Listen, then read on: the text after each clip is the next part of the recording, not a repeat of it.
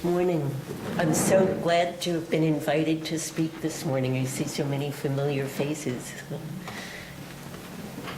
I'm going to start this morning with a reading from a long poem by May Sarton called The Invocation to Kali, who is the fierce and powerful mother goddess, who is associated also with death and destruction. This is the final section of the poem. Kali, be with us. Violence, destruction, receive our homage. Help us to bring darkness into the light, to lift out the pain, the anger, where it can be seen for what it is, the balance wheel for our vulnerable, aching love. Put the wild hunger where it belongs, within the act of creation, crude power that forges a balance between hate and love. Help us to be the always hopeful gardeners of the Spirit who know that without darkness, nothing comes to birth, as without light, nothing flowers.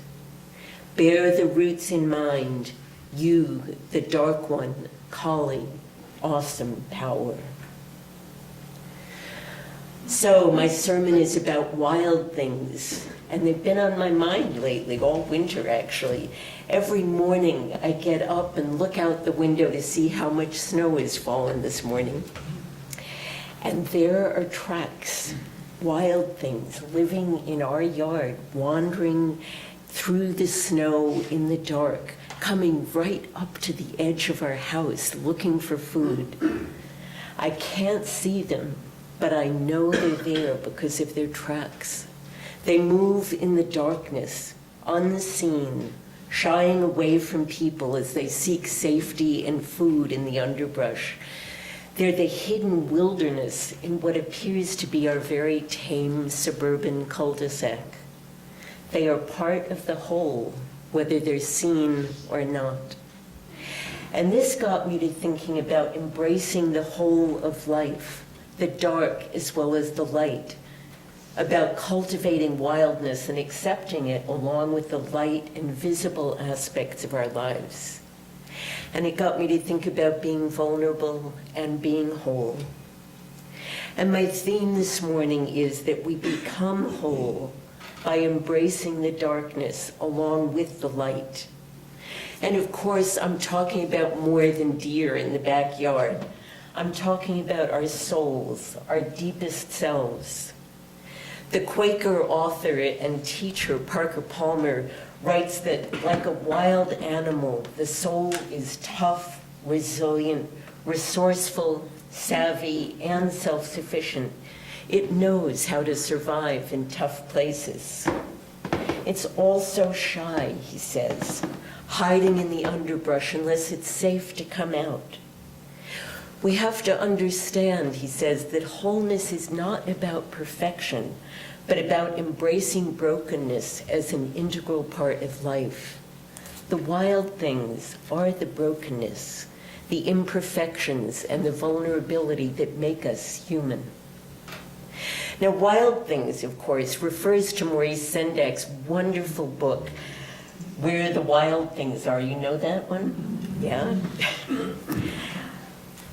I've read this book thousands of times to kids, but I still love it, and I'm learning more about it as a grown-up.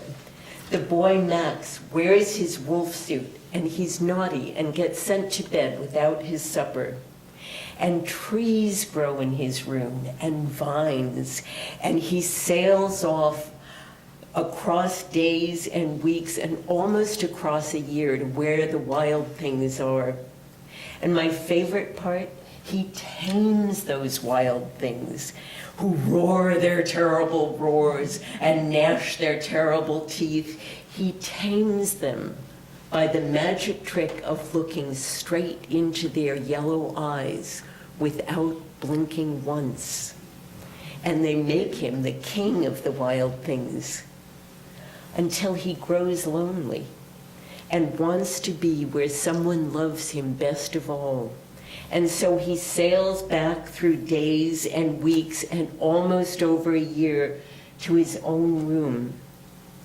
And someone does love him best of all because his supper is waiting and it's still hot.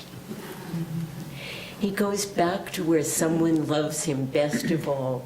Isn't that what we're all yearning for? But it's the part about staring the wild things in the eye without blinking that's most relevant this morning. Max faces those wild things straight on instead of running away or attacking or resisting, and they accept him into their midst. They make him king, they dance with him, they beg him to stay. Now, I, for one, know that I would much rather ignore the dark things in my life. I'd rather let them hide in their caves and pretend they don't exist. We all encounter fear and pain and grief and despair in our lives. These wild things are a natural, inevitable part of life. Unless we wall ourselves off completely from connections and make ourselves invulnerable to feeling anything, we will inevitably sustain loss and fear and despair at times. Still, we want to hide from them, to make them go away, but they stay, even when they're hidden. We know it because of the tracks they leave. The delightful Buddhist teacher Sylvia Boorstein tells us that the first noble truth of Buddhism is that pain is inevitable, suffering is optional. She writes, "Pain is inherent in life itself, just because everything is changing.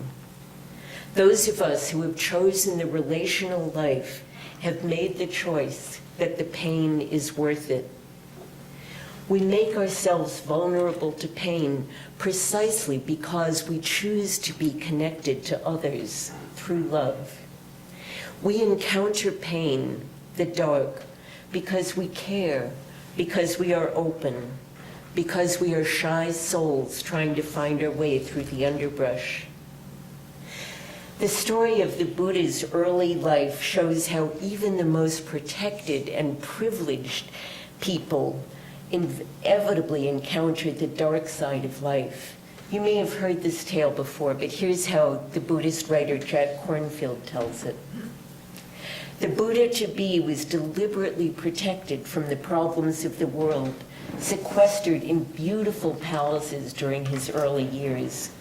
Finally, the young prince insisted on going out to see the world. As he rode through the kingdom, he saw sights which stunned him. He saw old age, illness, and death. "To whom do these things happen?" he asked his charioteer. And the answer was, "To everyone, my lord, to everyone." Confronted with this darkness, the Buddha was inspired to face suffering. He realized that he must look directly at the sorrows of the world and try to find a way beyond them. He found a way to recognize the darkness as an inevitable part of life and to transform it. Now, most of us have never had the protection from pain and suffering that the Buddha's father tried to offer him. Most of us have experienced the realities of life the hard way. We've lost someone near and dear, or we've felt rejected by someone we loved, or we've been assaulted emotionally or physically. We've been abandoned. We have been faced with the dark emotions of grief, fear, and despair. Our reactions to these realities are often governed by the stories we've been told as we're growing up about what's acceptable and not. We're supposed to be strong. We're supposed to be brave. We're supposed to not be a bother. We're supposed to have a stiff upper lip. In our culture, one of the most common responses to the dark emotions is that we stuff them. We pretend the pain hasn't happened. We hide the sadness and act as though we're immune to the suffering that has beset us. But when we do that, we divide a deep and meaningful aspect of ourselves from the wholeness of our deepest selves. Often, we squander precious emotional energy holding the unpleasantness down. Still, we repress and reject these difficult emotions because we're taught that we're not supposed to have them. It's a sign of weakness. It's complicated and difficult for other people when we indulge ourselves in grief or fear or despair. Miriam Greenspan is a psychotherapist who wrote a book called Healing Through the Dark Emotions. In it, she says, when it comes to the dark emotions, we are all experienced sufferers. Grief, despair, and fear are our human birthright as much as joy, wonder, and love. There is no life without loss, and therefore no life without grief. There's no life without vulnerability, and therefore no life without fear. So long as we live in a world where terror, violence, environmental degradation, injustice, and scarcity exist, despair will find its unwelcome way into our hearts and souls. As a culture, she writes, we have kept these emotions in the dark, shameful, secret, and unseen. As a result, we tend to shun them. But the emotions that we reject and suppress can become dark in an altogether different sense, like a rich, fertile soil from which unexpected flowers can bloom. I've had my share of sorrow and loss, and I know that you all have too. Here's one example. My mother died 28 years ago. We were at our family cottage. On a Saturday morning, we were standing in the kitchen. We were talking about doing my son's laundry because he was going to camp the next day. Mom said she needed her potassium, and she went upstairs to get it. She came down, clutching her chest, and collapsed at the foot of the stairs. A neighbor and I gave her CPR while we waited for the ambulance, which took forever, and then she was gone. It was shocking, devastating, completely unexpected, and I had no way of knowing how to handle the grief.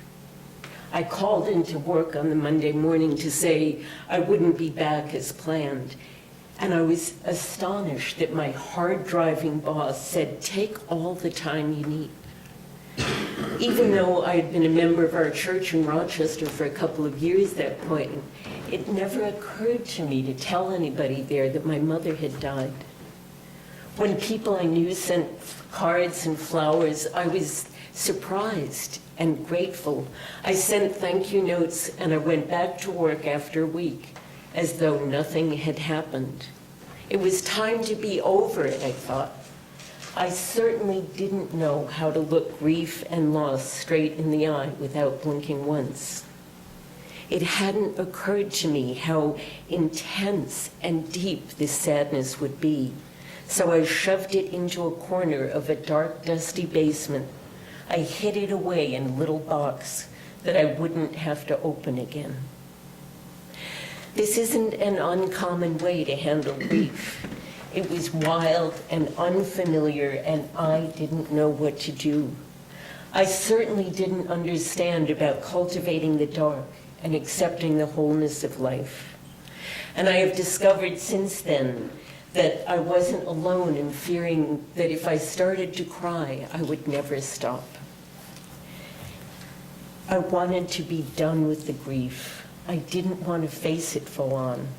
I didn't know how to transform it into something I could live with.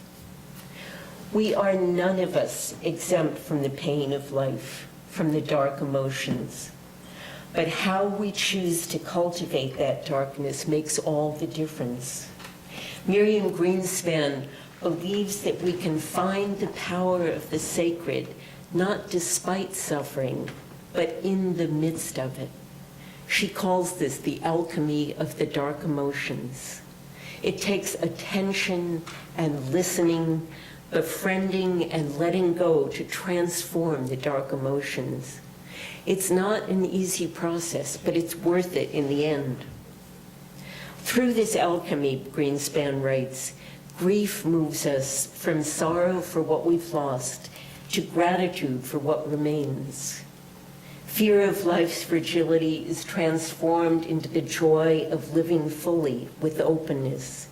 And even despair becomes the ground of a resilient faith, not just an opiate for our pain, but a profound commitment to life as it is. We cultivate the dark to become whole. Now there's another aspect of the dark side, what many call the shadow. The contemplative writer, Father Richard Rohr, describes it in these simple terms. Your shadow is what you refuse to see about yourself and what you do not want others to see. As we mature into adulthood, he says, we develop a persona that is the face we show to the world. This is the side we want to have people see, our capable, masterful, wonderful selves. And as we're creating this persona, we also learn that there are some aspects of ourselves that are considered unacceptable. Playfulness, sexuality, moodiness, unbridled exuberance. Some of these, it depends on our culture and our family, but we learn to hide those unacceptable qualities from others and from ourselves, but they stay there in the shadow. We hide them as we often hide our dark emotions. A lot of the time we project onto others the shadow aspects of ourselves, and we notice them more in others than we notice in ourselves. Sometimes when we respond negatively to other people, especially if the response seems powerful and unreasonable, we're reacting to those shadow traits that we reject in ourselves. We may chafe at our son's messiness, for example, but actually be repressing our own need to let loose, to let go and play. We may rail angrily at a colleague who leaves work early to go to a family dinner, but the reality is that we can't acknowledge our own loneliness. We feel exasperated with our aging parent for not doing anything useful anymore, when we feel compelled to be on the go constantly, but would much rather just sit and read a book for a day. One way you know you're encountering your shadow is that you have an unexpectedly powerful reaction to something or someone. Rohr says, inevitably, when something upsets you and you have this strong emotional reaction out of proportion to the moment, your shadow self has just been exposed. So here's another opportunity to become whole by embracing the darkness along with the light. It's tempting to dismiss these things we see as something wrong with the other person. That's the easy response. Or we can face the darkness and recognize something in ourselves that's causing this intense reaction. So here's another example. A couple of summers ago, my husband Bob and I were at the lake, at the same summer cottage where my mother died.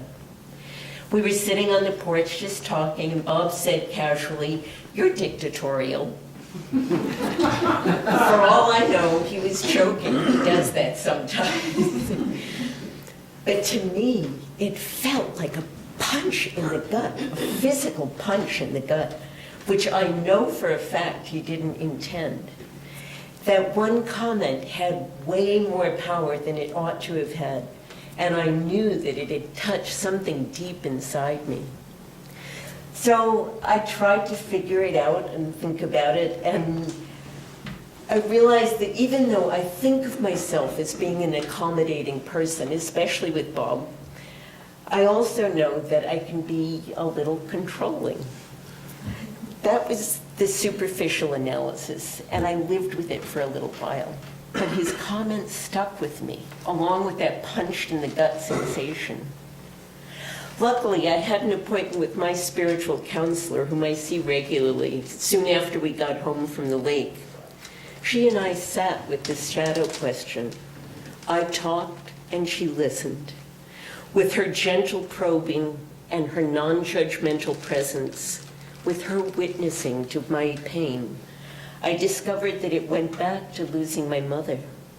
It turns out that still, all these years later, I yearn to be loved unconditionally the way my mother loved me. I long for her comfortable presence and the way she cared for me. I want to sail back home over days and weeks and have my supper still hot. I had never really transformed my grief at losing her into gratitude for having had her in my life, into gratitude for the way she taught me about how to love. It took that hour of focusing on my darkness to understand why I had reacted so strongly to Bob's offhand comment. And by looking the pain straight in the eyes, by accepting its presence and its power in my life, I felt whole. We all yearn to be whole, to be fully ourselves, to be awake, and to be conscious in the world. We want to experience joy as well as sadness, gratitude as well as grief, love as well as despair. We need to cultivate the darkness because it is part of our wholeness as much as the light is. What do I mean by cultivating the dark? I'm not suggesting that we let it take over and fill our lives with sadness and pain. I'm suggesting that we acknowledge the difficult emotions and our shadow selves as integral parts of our whole, and that we accept them as the balance and the counterpoint to the joy and love and compassion that we long for. Doing this work can be a long, hard slog. It helps to have someone, a companion along the way, a therapist, a spiritual counselor, a trusted friend who knows how to listen. I know that I, for one, would rather not be alone in the dark. But cultivating darkness helps us embrace our own wholeness and also connects us more deeply with others.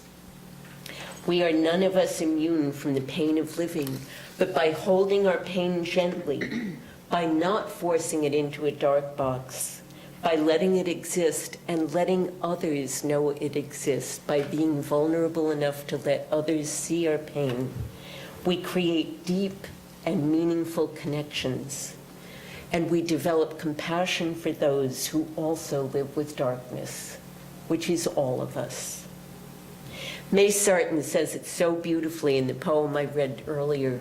Help us to bring the darkness into the light, to lift out the pain, the anger, where it can be seen for what it is, the balance wheel for our vulnerable, aching love.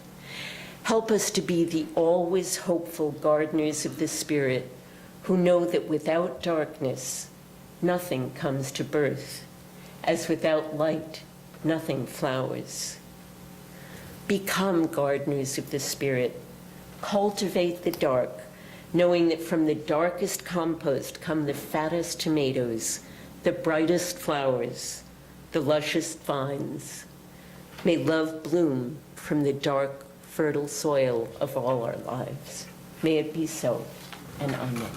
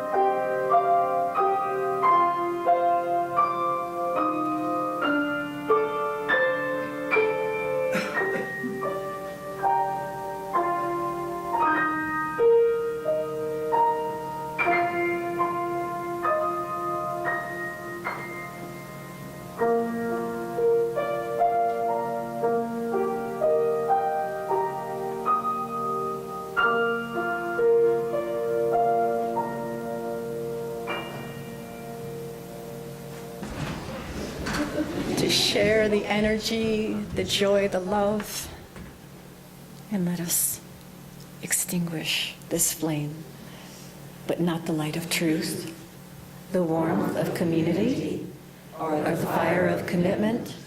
These we carry in our hearts until we are together again. Enjoy your day, your week, your life.